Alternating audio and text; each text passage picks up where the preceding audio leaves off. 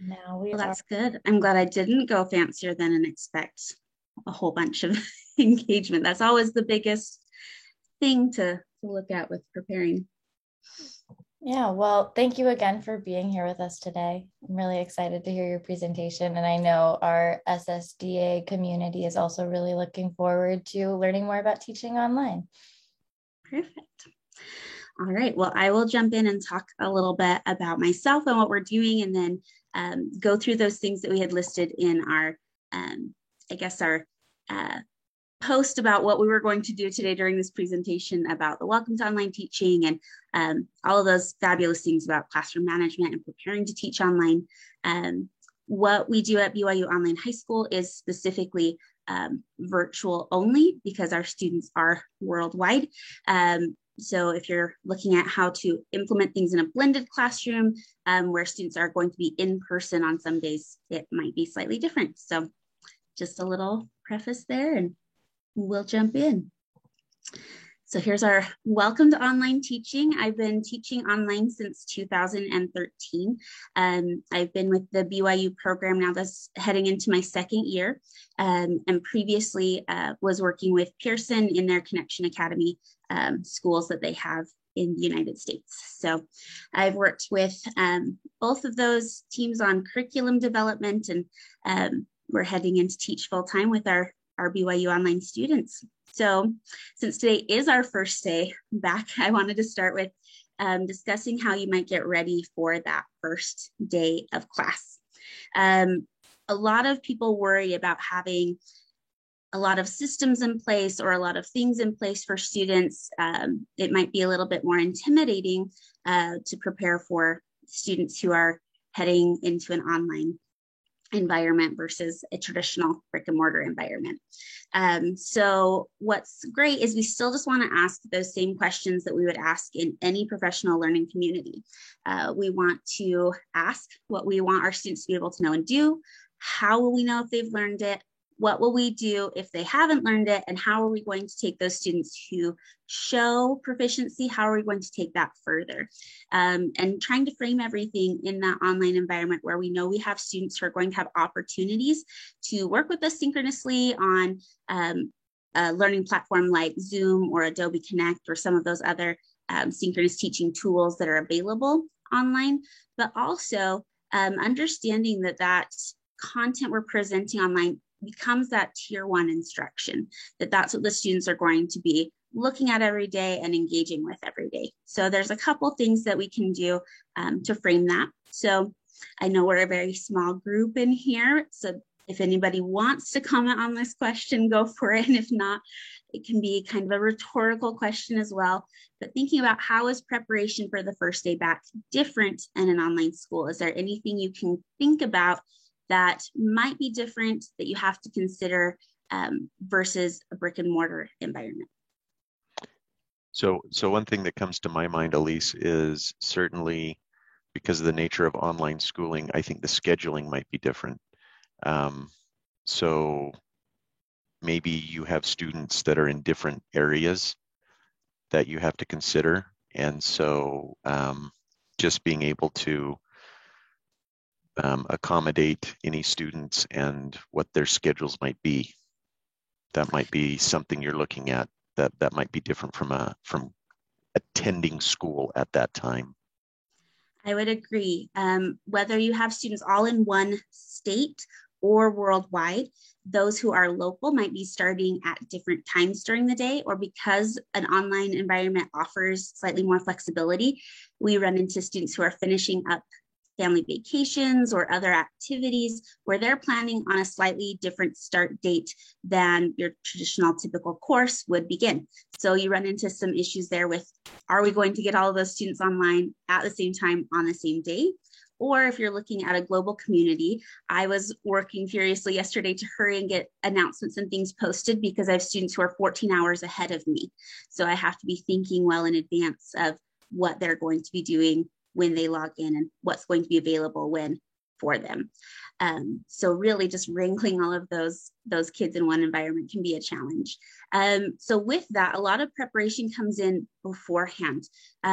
What I've seen work very well in previous environments and currently at BYU Online High School is really communicating with those parents. And that's something we'll talk about again more here in a little bit, but we really have to make sure that they understand what those expectations are going to be and that we're really working to loop them in that learning environment, whether it's providing a specific learning commitment that they're going to review beforehand, if you're going to offer early access to your learning management system so they can go over orientations or just simply get to know the functionality of the tools that you're using.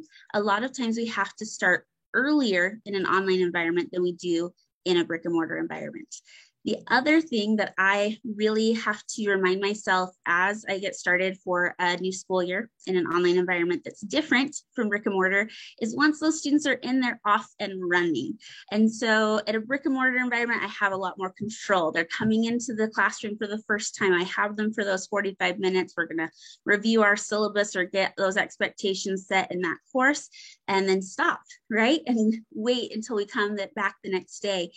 But these students have the ability to move forward at a very rapid pace at the beginning. So we need to make sure that we have things well prepared in advance because everyone's going to be at slightly different paces once that first day begins, once they have access to that course. So anything that you want to have very structured and limited has to almost happen before the first day of school. All right.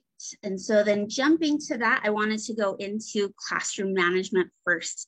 This ends up being the thing that people ask about the most when we're talking about online instruction, which I feel like there's a whole lot more to online teaching than just your synchronous meeting times with the students, because those are typically very limited, but it ends up feeling the most like a traditional instructional piece. And so when I've trained new teachers coming into an online setting from the brick and mortar the first time, this is what they want to see first versus anything else that you'll be doing. Now, it doesn't necessarily take as much of your time. In a traditional brick and mortar classroom, you're spending 8 hours face-to-face with those students, and you're squeezing in that preparatory time before and after school. If you're lucky, you get a lunch break or a prep hour to work on some of those things. And the majority of your time is student facing because you are that tier 1 instruction. You are that direct instruction for the students. In an online setting, the curriculum that you're placing there for the students becomes that tier 1, and now you are that differentiated instruction. What happens is those students are going to engage with that content during that week, and they're going to have questions. They're going to have misunderstandings. They're going to have all those things that you would see in your classroom as you engage with students in an activity, that then you would form small groups or plan other instruction to build on what happened that day. And we're going to do the same thing in the online environment, but we're just skipping that step of being with the students for 8 hours every single day. We're jumping straight into that idea of we're going to look at their learning needs and provide that tier 1 differentiated instruction. That becomes your role as the online teacher rather than presenting that content for the students the first time. So the first thing to look at when we're teaching online, when we're talking about Zoom, we really want to make that an engaging experience for the students. So create clear learning expectations for them in class. So for example, it's hard to prepare a presentation or a class if you don't know what that kind of learning environment is going to be. Are the students going to have their cameras on? Are they going to have access to the microphones? Are you going to have a lot of students that are watching the recordings versus the live session? So today's a great example where we look at leaning into what our audience needs are and providing, maybe more of a direct instruction approach that can be viewed as a recording versus an engaging activity that requires students to participate in order for the lesson to flow. So it's great to have a place where you can set these expectations, whether it's putting it in a message board or course announcements, depending on your learning management system, but making sure they understand what those expectations are. At the same time, we don't want to discourage student participation. So I always tell students to participate to their fullest ability. So ideally, in an instructional setting, those students are going to come synchronously. They are going to have their cameras on. They are going to have microphone rights. And I'm going to encourage that engagement through typing in the chat or what other functionalities I have available. At the same time, letting them know that we all have bad days. We all have days where we roll out of bed and forgot to get ready and we're in our pajamas, we're eating our cereal. I'd rather have them there watching and eating the cereal than not at all. So opening that up so that they understand, okay, I know that my teacher wants me here. I know that they want me actively engaged. It's nice to see faces. It really helps know who you're presenting to, but at the same time, giving them that, I guess, freedom to be human, to really have those days where they're feeling uncomfortable or not ready to have their camera or microphone on is okay as well. So just maintaining those expectations and starting that from the beginning also really helps. The other thing with those kinds of systems is to remember you don't have to have those functionalities on all the time. So one of my favorite scenarios happened when I was teaching 6th grade science online.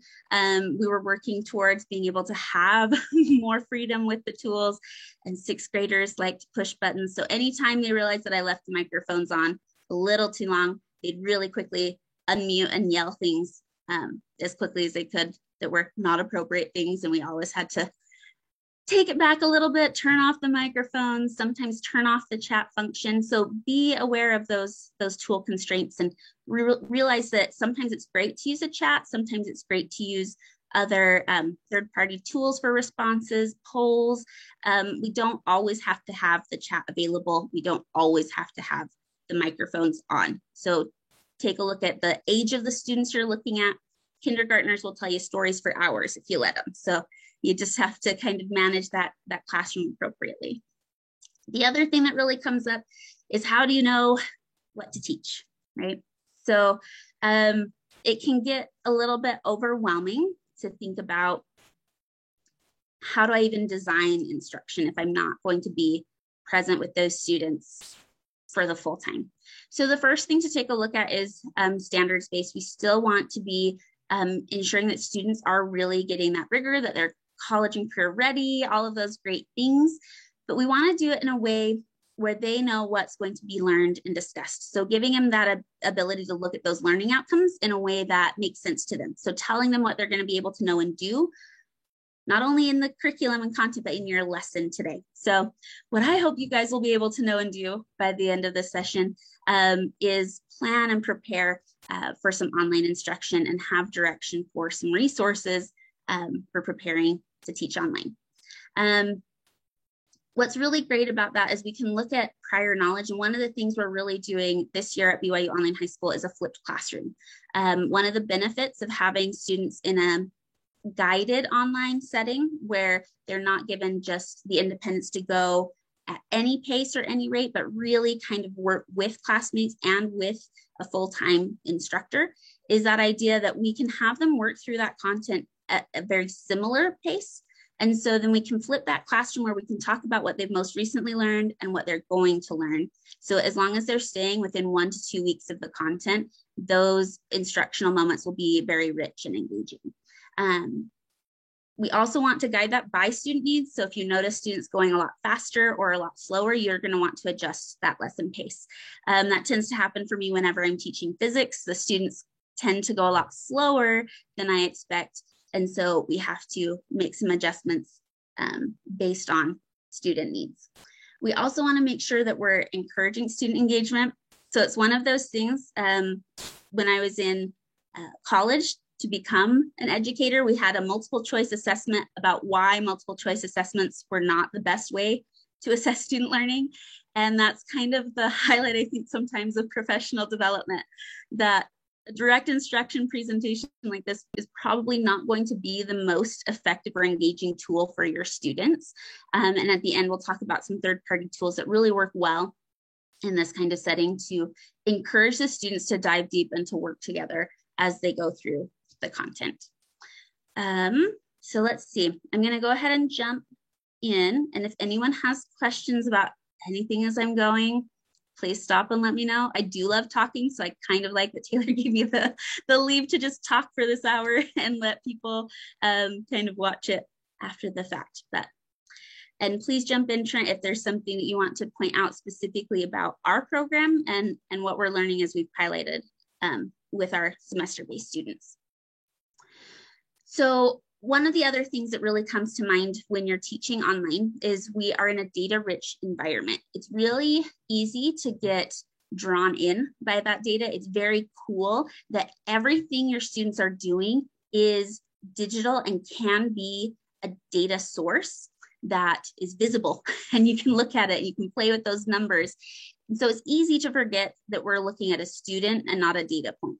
And so we really want to remember that student, even as we're looking at all that data. We do the same thing to ourselves. As we look at all that data, we forget that we have content expertise as instructors. So I may not have specific data about balancing chemical equations and how students are doing on that content, but I know from previous experience that students are going to mix up subscripts with some of the other things that they're working on in those chemical equations. And I'm going to want to preface that or take time in an online instruction piece that's synchronous to cover that. So use content, teacher experience as a data point, as well as your gradebook and other outcomes.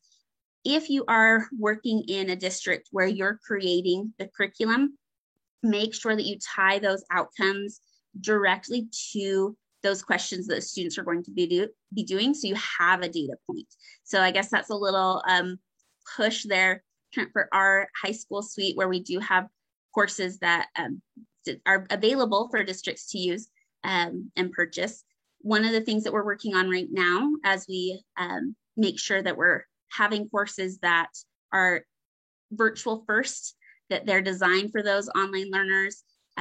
We're also making sure that all of those questions, whether they're computer graded assessments or teacher graded assessments, are tied to a specific learning outcome that relate to a national standard, so that it's easy to see if a student is meeting that expectation or not.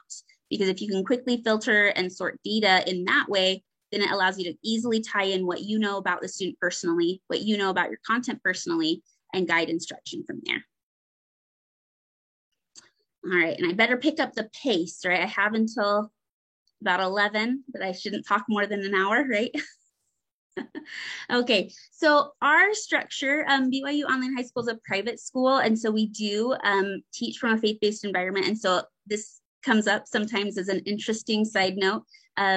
For those of you teaching in a public school setting, obviously this would be different, but we do begin our lessons with a prayer. So sometimes teachers ask me where we put that in, and it is up to the teacher. So some don't and some do, but it's kind of an exciting thing for us as a private school. So all of that would be the same for a virtual lesson in a public school or charter school setting, where you would want to engage the students and have informal discussion. So letting them chat with each other before class. It gives a great time for you to talk about what they've been doing, what's going on, giving them that time to get ready for that learning environment while they're completing an entrance ticket. So the entrance ticket is going to be anything that can either build student rapport. So it might be a discussion of tacos versus burritos, or would you rather kind of questions that are just to get to know the students. It's also a great thing to then tie in the instruction. So our math teacher asked, she's like, isn't that where I can, put in, some kind of phenomena, some kind of thing that they're working on, so that it's almost this classroom that's flipped within the flipped classroom, where we're looking at something first to discuss? And the answer is absolutely. It's whatever piece is going to get the students ready to engage in that instruction. And typically in that instruction, you're going to want to make sure you provide direct instruction, but it should be a shorter piece. A lot of times we forget that students have a very limited amount of time where they can remain highly engaged. So a lot of times we'll design a presentation like this, where I'm providing direct instruction for the full 60 minutes. And it's very easy to fall into that habit in an online environment.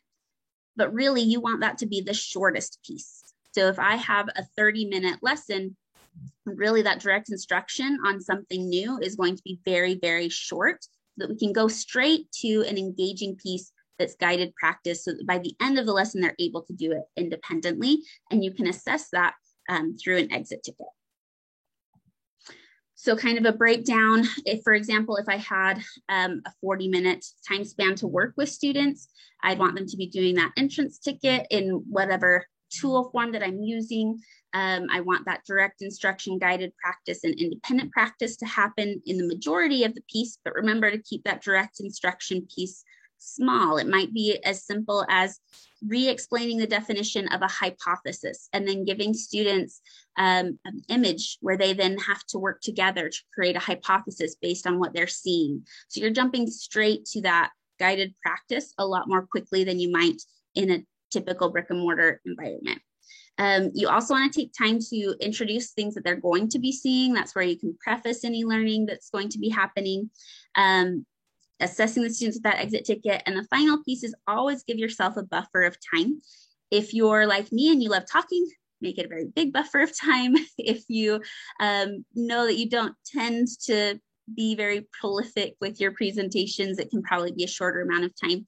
But kids need time to transition between classes, especially if you're scheduling them for multiple virtual learning instruction opportunities right after each other. Sometimes we forget, they do need those transition times, and we need those transition times as instructors. So giving yourself that time, and they'll ask amazing questions. Or if you're working with younger students, their favorite thing is show and tell. You can engage students all the way up through 8th grade on the idea of, if we finish early, if we stay engaged, guys, we can do some show and tell, and they'll run and find anything that's on their desk or near them. Usually ends up showing all of their pets on Zoom. It ends up being a really great engagement piece where then the students want to come back to that learning opportunity because they were able to feel like they were part of that community, they were able to contribute, and they were able to show off a little bit about themselves. Very quickly, I just want to explain entrance and exit tickets. We do this in a brick and mortar environment a lot, but sometimes we forget the purpose, or we do it very informally where we're saying hello to the students, where we're doing maybe a bell ringer that's just to help that transition time, but we're not really trying to use it as an assessment piece. Really, we want to just activate what the students already know. We want to get to know them, and we want to make sure they're understanding what we're trying to accomplish in the learning session. The last piece with those exit tickets is actually my favorite because it's so hard in an online environment to get an informal assessment where we're just trying to understand or get them to verbally talk or think about what they're learning or what they're doing, because a lot of times we're leaning into those computer-based assessments where we're getting lots of data from multiple choice or true and false questions that the students aren't vocalizing or thinking about or applying those concepts. And exit tickets allow us to do that. Just like if you were walking around a classroom hearing students talk to each other about what they've learned or what they think is cool about the activity.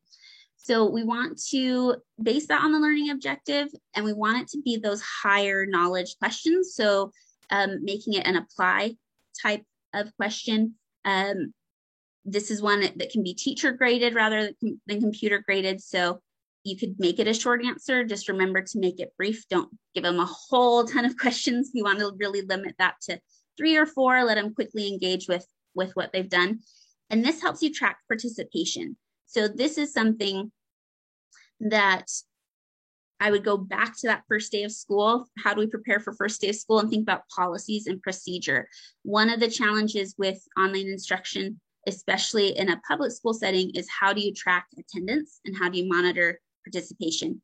Exit tickets are a great way to show that student has actually participated that day, and they've been able to respond and show, because you don't know, like a lot of you could be doing Minecraft right now, just like the middle school students would be during those lessons. My high school students, I can sometimes tell that they've got their phone down here and they're doing things even though they're physically maybe on screen, but they're not engaged with the lesson. So the exit ticket does some amazing things there that you can then tie to lesson completion. In my own personal experience, the way to really show authentic attendance not only is in coming and having your name show up on a roster for live instruction, but to also show that we're completing lessons and completing them at a expected pace. So whatever attendance policies your school is developing when it comes to monitoring student attendance, tying it with both pieces really helps. I've told my students a lot, logging in and then just going off to do other things is just like pulling up to your school and sitting in the car in the parking lot.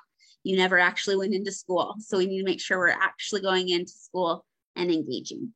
And then the last piece with the exit ticket, it gives the students things to think about as we're emphasizing those ideas as they head into the next week's content. So that's the really great idea of keeping students who are working online within a range of completion, where we do want students to have that ability to go at a really fast pace or to slow down as we work for mastery. And that's why at our current program, we have two options for enrollment. We have our semester-based students who know that they want more guided instruction, more help and support from teachers, and more interactions with their peers. And we also have our independent study program where students can still sign up and take the same amount of courses in a year, but they're given a much longer deadline and it's much more independent at their own pace. So for students who are looking to catch up on credits and work very quickly through a course, or those who know that they're going to need to take time and focus on one content area at a time and kind of block their schedule, we have those opportunities for students as well. So sometimes it's really great to think about those student needs and how your program can really provide flexibility with structure. Sometimes in online learning or even in an online job, a lot of us have been working remotely due to the pandemic.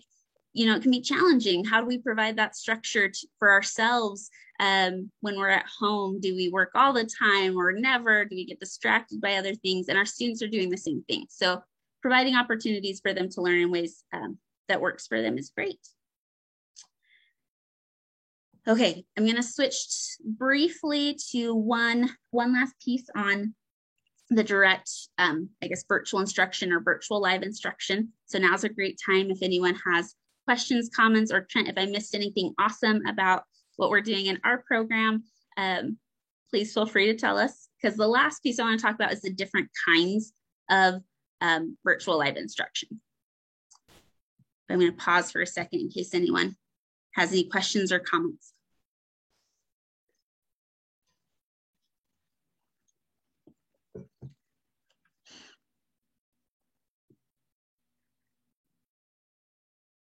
One thing I want to point out, I only waited 10 seconds and it probably felt like an eternity. Wait time feels weird in an online environment. So I like to have either a timer by myself or I count in my head, and I have a really hard time going longer than 10 seconds, but you do want to give your students much longer than I just gave you. So practice it, maybe practice it in a virtual meeting, or have something that you're doing where you sit and pause and stare at your screen and think about how it feels different, because it's easy to skip over the wait time in the virtual instruction. Another great way to improve that is to record your time with students and take it to your PLC or working with other teachers, have them view it, and they'll point out when you didn't wait, when you repeated yourself, when you talked over that wait time. So you were waiting, but you were talking the whole time you were waiting, because it's really hard to give silence because we're not used to being on a screen and being quiet at the same time. All right, so whole group, targeted small group, and targeted individual. These are kind of the ways we can look at instruction online, where we're looking at this idea of that traditional whole group, where we're providing that differentiated tier one from what the students are seeing in their content, whether that's a flipped classroom and you're going to have them engage with it first and then you come in and instruct, or whether you're going to present and have them engage with it directly, so they're going to be seeing that. The second piece then is that small group. That's where we look at what are we going to do for students who aren't accomplishing what we expect, and what are we going to do for students who have met that learning objective? How are we going to go further? So there's a couple different ways to do that. What I found works best for students in K through 8 is to set those small groups with a specific learning objective where we've noticed a gap in understanding. We've noticed that they aren't quite meeting this learning expectation. So for example, maybe they are learning to add and subtract fractions, and the data showed you have a group of students who are really struggling to add fractions. What works really well for that age group of students is to invite them to that special lesson. So as you're looking at teacher workloads, making sure that there's time in the day during the week, on at least one day a week, where they have spaces blocked that can be used for small group instruction, where you're going to invite those students to work with you for a 4 to 6 week period. And you're going to do those lessons building so that by the end, they can show you that they've mastered that skill. So first you have to identify that learning gap through the data, and then you're going to invite a specific group or subset of group of students to that for recurring instruction. For high school students, the thing that's really challenging is that they are going to be working at different times. By that point, a lot of them are heavily engaged in extracurriculars. We have students who are looking at becoming professional musicians and athletes and all sorts of things that are taking up so much time. We also found, especially during the pandemic, as I instructed online, a lot of high school students who became the primary breadwinners for their family.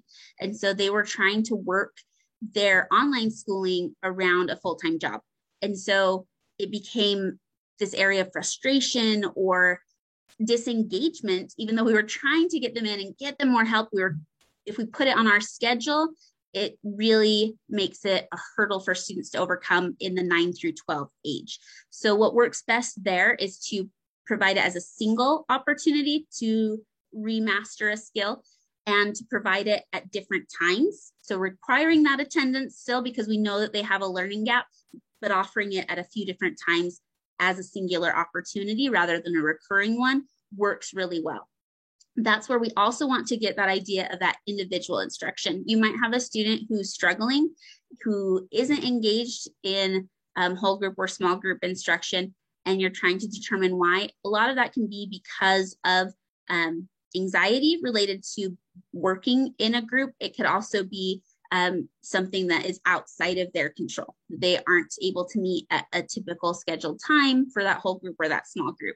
So setting up a recurring individual instruction time with them, and it can be in a Zoom room, it can be a phone call, it can be whatever synchronous way you're going to work with them, but having that regularly scheduled and checking in with them and working with them is a great way to meet those learning needs for those 9 through 12 students, especially when they're all at different times, they're all doing different things. It's a little bit easier to convince a first grader to come in to a session and work with the teacher compared to a senior in high school who's really trying to strive for graduation and getting done. All right, so that leads me to cultivating connection. We talked about that a little bit as we were coming in, since Trent's back on campus, and I haven't really gotten to go on campus yet. I'll start going here towards the end of the month a little bit, and a lot of us are still fully online and remote. And at the BYU Online High School program, we have students on every single continent and in every single time zone. So I don't often get to see students in person.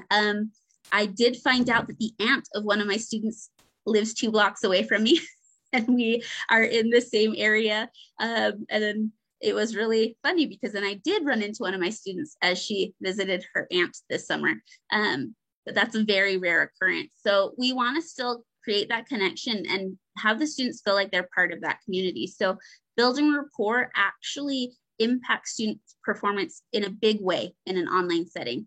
And we know that as brick and mortar teachers, but they're also trapped with us as brick and mortar teachers, and they're not as online students.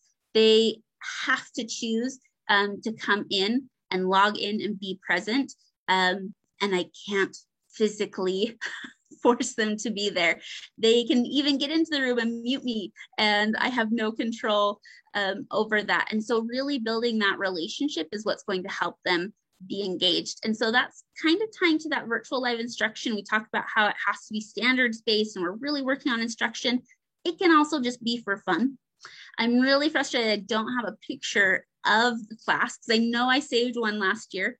But this is something I like to do with my students every year because it's cross-curricular. It ties math with science, and we dress up like zombies. So it's really fun to come in and have, face paint and kids be excited. It ties to some pop culture things that some of them get really into, and it provides this opportunity to be silly. Sometimes they just want to be silly and connect and engage. So it's okay to have lessons that we do that are just for fun.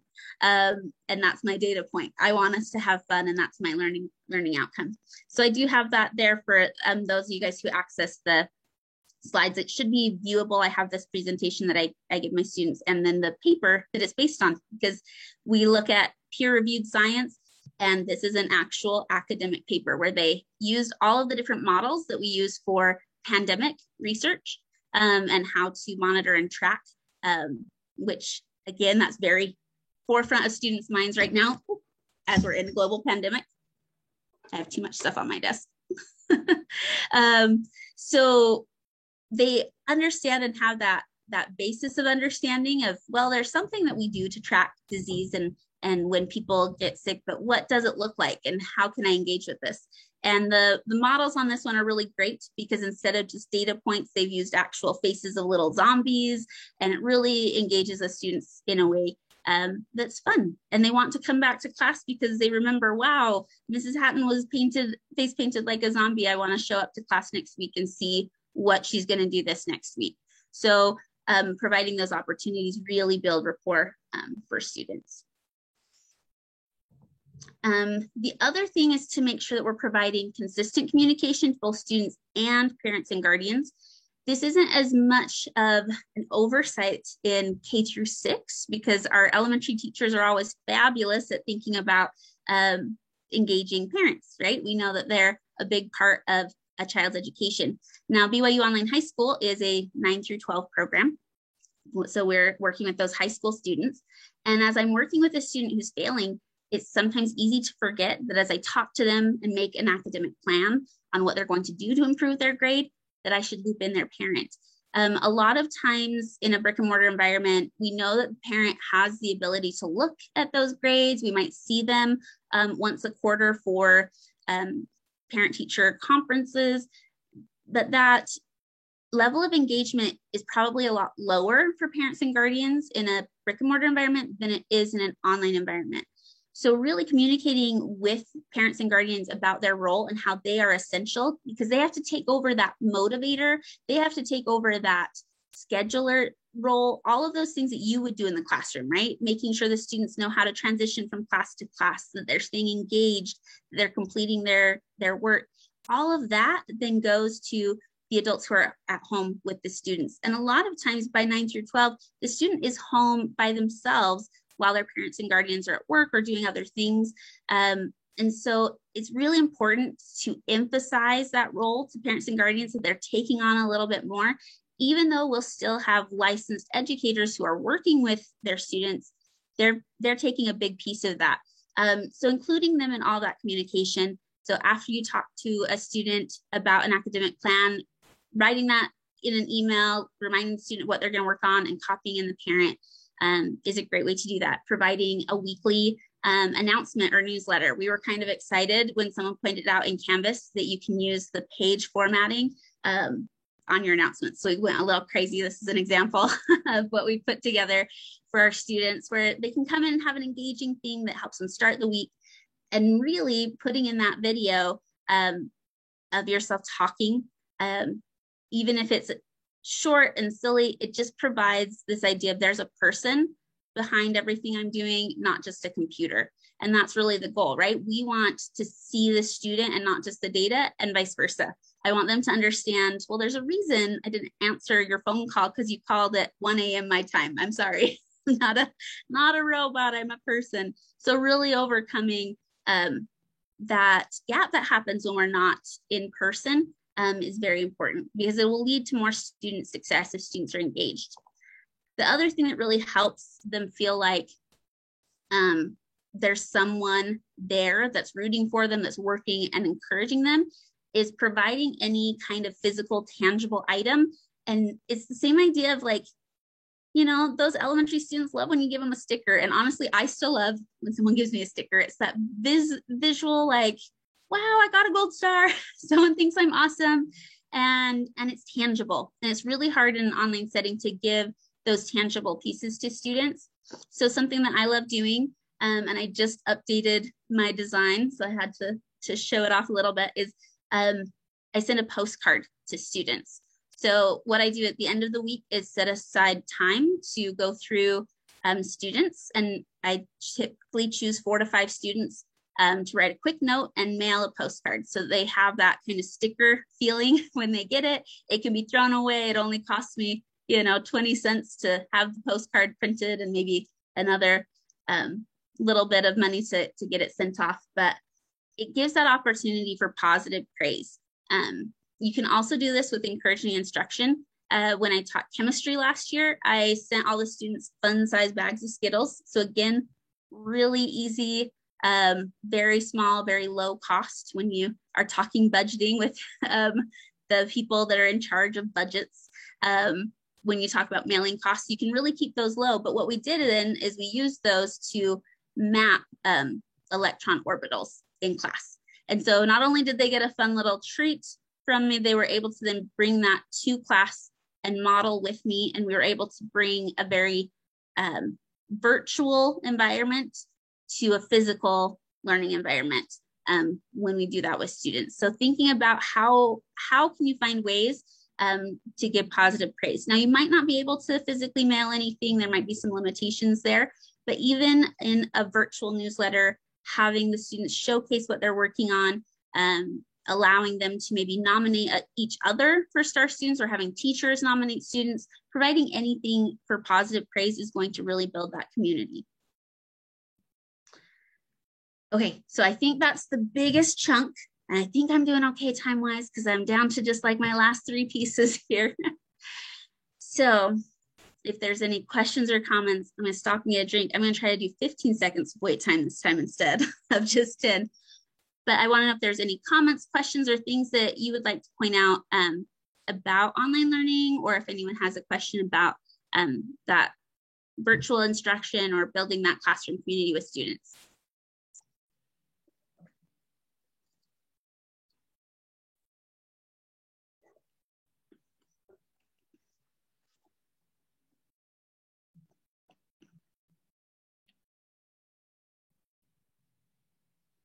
It didn't feel as long that time because the first time's the hardest for the wait time. So even though I did 15 seconds instead of 10, felt shorter. The more you practice wait time, you can get to those really long wait times, and students will get used to it. It'll be really funny at first where you're going to catch that one student who you know is always going to chime in because they feel the anxiety of the wait time. So sometimes it's great to either talk to them a little bit beforehand and say, hey, I'm going to, give this wait time, or asking for different students. It's great to really look and come to know your students on those that will be okay with, being directly asked to comment in class, and those that won't. Because again, we want to provide that opportunity. Sometimes a student, if I say, hey, Trent's never coming back because I specifically identified them in class. And so sometimes just getting to know those students, and you can do that in a survey at the beginning of the year, whether it's to the student or to the parents, allowing them that opportunity to tell things about you, or, hey, you know what, I don't love being called on in class, or I have a hard time with the big groups. Can we set aside some one-on-one time? They'll usually be pretty good at letting you know, or you'll know pretty quickly, those students who are going to be talking all the time versus the ones that might be in the back a little bit, which is interesting. I'm going to talk about this in a minute, but the power of using names in online instruction is huge. But before we jump into that, we're going to talk a little bit about dynamic discussions. As I was looking at the data from our pilot program, we included a lot of discussion boards in our initial rewrite of our core content because we knew we wanted students to be able to work with each other. But something that happened is that there were a lot of discussion prompts that led to students just saying, I agree, or a lot of students not responding to each other. And we were able to identify then that that prompt or that activity then would be great as a teacher graded assessment that they're turning into the teacher, but it's not one that's going to really promote the students talking to one another. With the other extreme of highly controversial topics where I logged in, not realizing what I was getting into because I let the students run with the discussion. And I logged in the next day to more than 35 comments on one student's post because they were very worked up and highly engaged on a particular concept about the nature of science and the limitations of science. So looking for those activities that foster communication, whether it's a valuable peer review for an English paper or an activity where we're asking them to research and work kind of as a group project almost on those discussion boards, or if it's something that really we want them to think deeply about and there's maybe not a true answer and we are going to have different approaches or opinions. There's sometimes where we can give the phrasing of a discussion board that's going to make students just say yes, right? Like, is it important to save the planet by planting more trees? Well, of course they're going to want to save the planet, so they're going to say yes. But we should have phrased that a little bit differently, where we could ask them about the importance of planting a variety of different trees, or maybe asking them their opinion. Do they think that homeowners associations should require everyone to plant trees? All of a sudden you've engaged in an opinion where it's not given that they're going to say, oh, I better say yes, because I do want to save things and I do want to be right and I do want to have everyone agree with me. But if we're providing that opportunity for them to give a true opinion, then we can dive deeper and talk about those repercussions. Well, what is the benefit of having more plants in an area? What are the negatives with having different plants? Are they going to be using too much water because they're not native to the area? You're going to be able to dive deeper and have more instruction and engagement and avoid those I agree statements depending on how you present those discussions. So the best article that I could find as I was trying to write some new discussion boards for our earth science course and really look at how I can encourage students to engage rather than pass that opportunity to contribute to a discussion was here on Inside Higher Ed. They just talk about that idea of dynamic discussions and really, are we making those discussions lead to student engagement, or is it something that they're going to check off? We've all been there, 2 + 2 = 4. Yes, I agree. That's great. Awesome. And then we move on. But we also know there's value in that opportunity for students to work directly with each other. We also approach this slightly differently in students who are semester-based versus year-based. So again, take into consideration the students that you're working with. Are you working with students who are going to be at different times, that are going to be going at very different paces? If you are, then discussion boards are probably not the best tool for them because it's going to be very hard for them to be online at the same time or within the same week within that module. They might be starting those sections at different times or at different paces, and they're not going to be able to engage in the same way as students who are working within that set kind of range on similar content at a similar pace with a teacher guiding that instruction. So the kind of the final piece before we talk about tech and all of those awesome things, those resources, is kind of what we'll end with, is this idea of meaningful feedback. One thing that's interesting about grading and feedback in an online environment is it becomes an essential tool for building rapport. In an online, or I'm sorry, in a brick and mortar environment, I wrote the score and I put a sticker, and I didn't even know, apparently those stickers were like a huge deal. When I was teaching middle school science in a brick and mortar school, I would do a sticker if they got an 80% or better because I thought, wow, that's awesome. I want them to feel really great.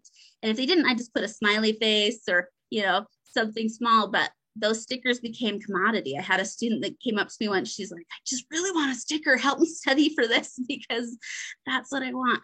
We want our students online to have that same feeling about feedback, that they want to go back and see how they scored on an assignment. They want to go back and see, how they can improve on that assignment. And we have to do that by providing effective feedback. In a lot of learning management systems, we have the ability to put in rubrics where you can click through or just write the points. And that's awesome. That's a valuable tool when we're working with very large groups of students. but it also makes it very impersonal to the students. So we want to use comments as well as rubrics whenever possible on teacher graded assignments, because we can provide that feedback that's constructive and positive. We're going to celebrate something that's done well, but we're also going to give very specific feedback on what they need to improve. So if something was not done to par, so for example, maybe that essay they wrote really wasn't coherent. Instead of just saying, I couldn't really understand what you're trying to do, or just giving a blanket statement to the student, really going in and providing some specific feedback to how they can improve that. Break your sentences into smaller pieces. Don't rely on the thesaurus to change every single word so that it's then not intelligible. We want to give those needs improvement, but make sure you also have a well done so that we're not just giving that negative experience to feedback. We want to have that positive. And this is where the power of a name comes in. It surprises students sometimes. They feel like maybe I'm being formal with them, but I try at some point in the comment to use their name, because then they know that that comment is directed to them, that I'm talking about their work and that I saw that work. The same thing in a virtual live instruction opportunity. You might have that student that you notice is not coming and not coming, but if I start using their name in examples, again, positive examples, not negative, or just saying hi as they come into the classroom. If you take that time at the beginning of class when you're doing that entrance ticket that's very informal, calling them by name, hi guys, hi Trent, hi Rebecca, hey Taylor, great to see you today. All of a sudden you're starting to build that community. And then as we tie it to feedback and they notice you're still calling them by name, all of a sudden they realize that the things that they're doing are being seen, that they are being seen, and they're going to want to engage with that a little bit more. So even if your system that you're using shows who gave the comments, still call them by name so they know that was for you. You can still, and I do highly encourage all online teachers to have a template for feedback for different assignments that you can then easily change and update to make specific for students, but then you're not starting from scratch every single time, because the amount of students you have can sometimes be limiting on what you can give for feedback. And that's if you're watching this as an administrator for a district and you're trying to look at teacher workloads, it's one of the reasons that even in an online setting, if you're hoping to have a really instructor guided course where they're getting that feedback, they're getting that instruction, they're getting that individualized education experience, I highly recommend limiting the teacher student ratio depending on grade level and depending on content area.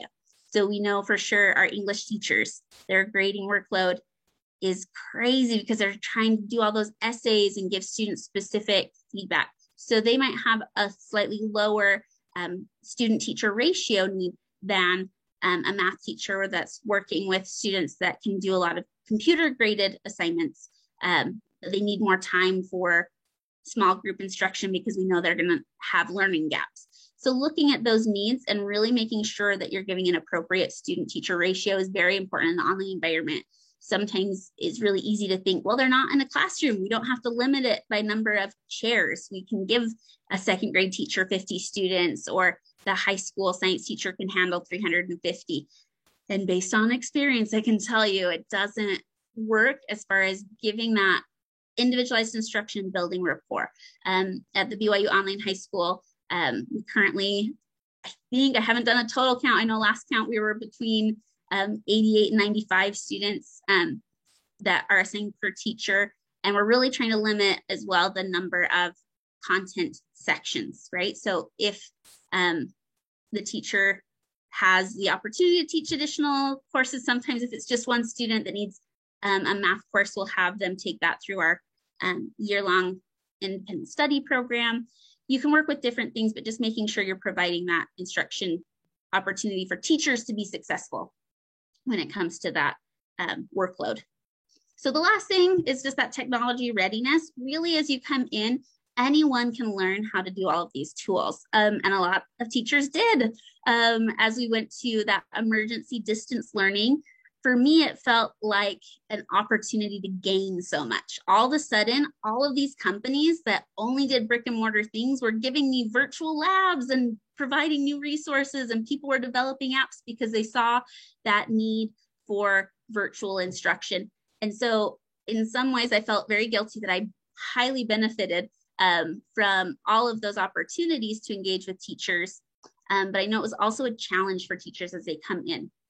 So just two things that I wanted to point out, because a lot of times we don't think about this when coming from a brick and mortar environment, is that idea of accessibility in what we're presenting. So we want to make sure that we're acknowledging the fact that students are all going to have different systems. I might have the student with the fancy MacBook, or I might have the student with the school provided Chromebook, or I might have a student who is sharing a laptop with multiple family members. I might have a student who doesn't have access to a laptop and is trying to complete work from a tablet or a phone. And so we want to look at how we're presenting that curriculum and think about that accessibility piece. So one thing that's really great is to remember that formatting, because a lot of students will use awesome apps like screen readers. I really love the Chrome app Read Aloud because it does do a really great job of pacing the reading well for students, and it catches most of those things as we have the styles and headers. We don't want to just use capital letters because it feels like we're yelling, right? So when I start doing a big capital thing for bolding to students, it feels like I'm yelling at them in an online environment. So I want to use different styles. So using different fonts becomes a huge thing. And remembering that color alone doesn't work, because we might have students with visual impairments, or the color might look different on different screens. We also want to be very simple in our wording. My favorite was going from teaching upper level high school to being assigned a 6th grade class. And I sent an email to a student and they wrote back and said, "I'm sorry, I don't know what you just said." And I realized that I had to really adjust the reading level of what I was sending out to students, even in an email, because they're going to be at a different point. And then the last thing is with the hyperlink text, we might be very used to click here, click for details. That's not going to work, especially if they're working with a screen reader or accessibility. Write it within a sentence, making it meaningful so they can see that and click that directly. My favorite example of accessibility is Explore Learning Gizmos, because not only do they create a PDF that's fillable, because it's the worst when it's a PDF that isn't a fillable form, because if students don't have a paid version of Adobe Reader, then they can't fill and sign it. They need it as a fillable form. So these are beautiful because they're fillable forms, and then the Word document as well. And then they started putting in Google Docs, realizing that a lot of students were working from Chromebooks. So providing those formats in lots of different ways will really help your students not get stuck on something as simple as, I can't open the assignment, right? We don't want them stopped there. We want to make sure that we have that accessibility for them. So with that, there are a lot of third-party tools, a lot that are free or a lot that are paid. So I threw out this list just because a lot of these we just brainstormed as a staff to think, what's out there? What are the cool things that are out there that we can use? And I'm sure there's so much more. But really, the idea is get the students, decide as a team, whether it's a content team or a grade band level team or as a district, what 2 or 3 tools you really want the students to know. Like, are the teachers going to be using Nearpod a lot? Is that something that we're using as a tool frequently? Let's use that one. Let's use, the Kami Chrome extension, because it lets them write and draw directly on a PDF, or let's teach them about, how to fill out a Google form, because we want to send out lots of surveys.